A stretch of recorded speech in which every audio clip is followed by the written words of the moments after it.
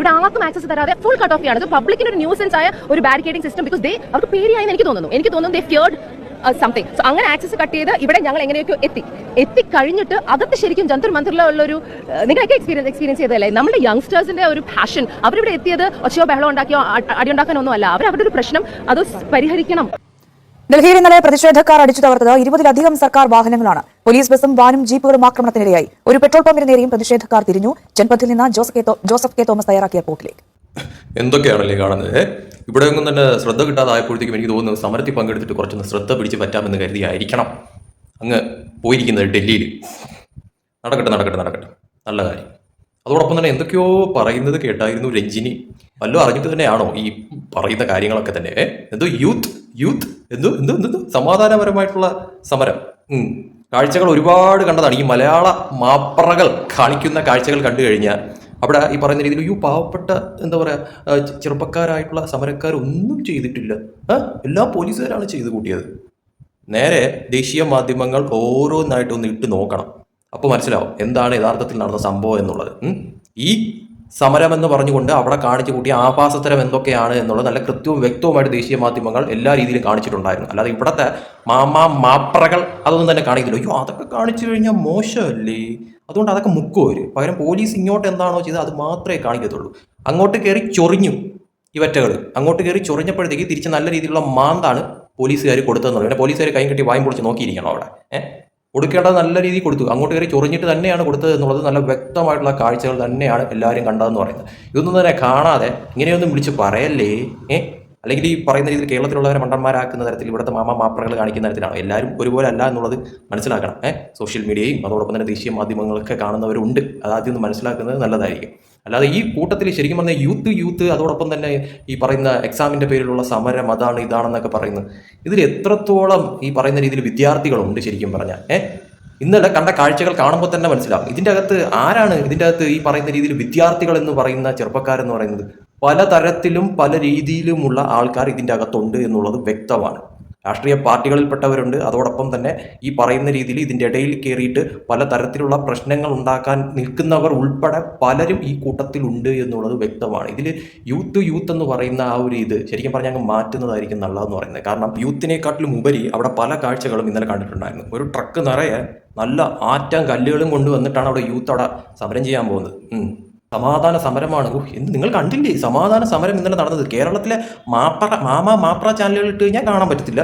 പകരം നിങ്ങൾക്കത് കാണണമെങ്കിൽ നിങ്ങൾ ദേശീയ മാധ്യമങ്ങൾ വല്ലതും ഇട്ട് കാണണം. അപ്പോൾ കൃത്യമായിട്ട് നിങ്ങൾക്ക് എന്താണ് അവിടെ ഇന്നലെ സംഭവിച്ചത്, ഇവറ്റകൾ അവിടെ കാണിച്ചു കൂട്ടിയ തോന്നിവാസങ്ങൾ എന്താണ് എന്നുള്ളത് വളരെ കൃത്യമായിട്ട് അറിയാൻ സാധിക്കും. ഇവിടെയുള്ളവർ ഇവിടെയുള്ളവർക്ക് അത് മുക്കണം.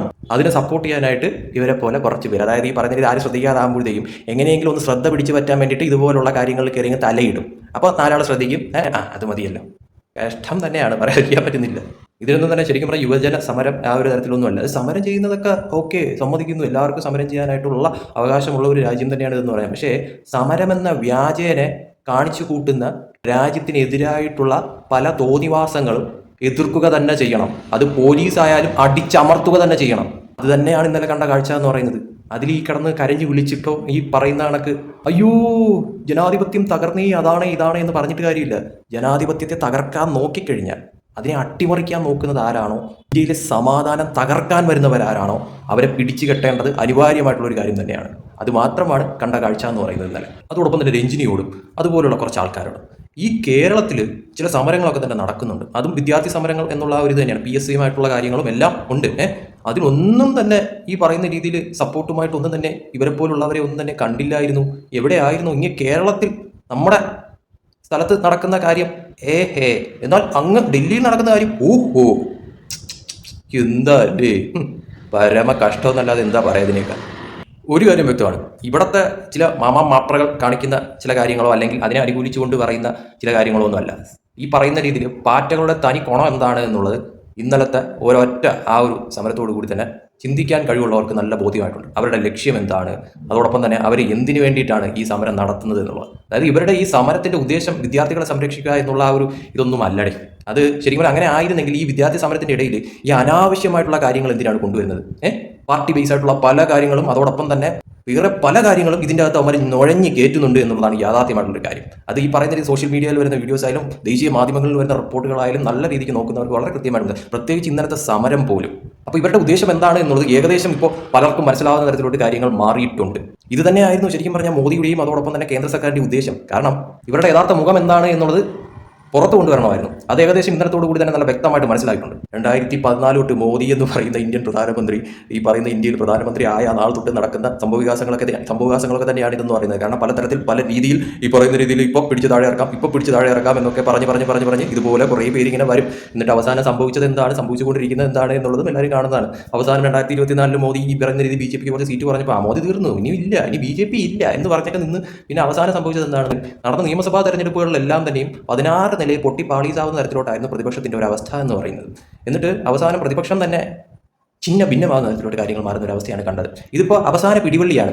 ഇതിലൂടെയെങ്കിലും എന്തെങ്കിലും നുഴഞ്ഞുകയറ്റം സംഭവിച്ച് മോദി പിടിച്ച് താഴെ ഇറക്കാൻ പറ്റുമോ എന്നുള്ള ഒരു അതിമോഹം. നടക്കട്ടെ കാര്യങ്ങൾ.